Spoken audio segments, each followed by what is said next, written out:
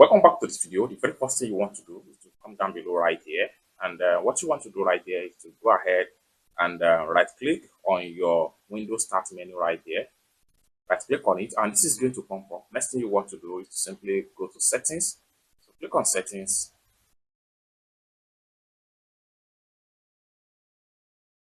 Let's go to the tick right here. Next thing you want to do is to navigate to apps right here. So click on apps.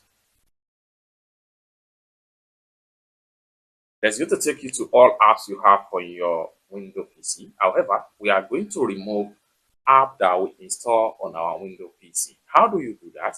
What you want to do is to simply scroll down and make sure you point out the particular app that you want to remove from this section right here. So I'm going to simply scroll down right here.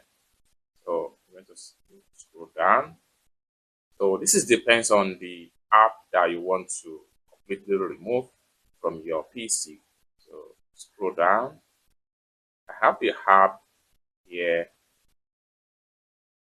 Scroll down and scroll down. So this particular app right here, if you take a look at this app, you see that this app here is Microsoft app, and I'm going to simply delete and I'm going to simply remove them completely on my Windows PC.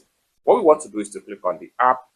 So when you click on the app, you'll be able to see uninstall options right here. So hit on uninstall option, and this is going to pop up right here. What you want to do is to click on uninstall, and in a few seconds, it's going to be prepared to uninstall from your Windows PC.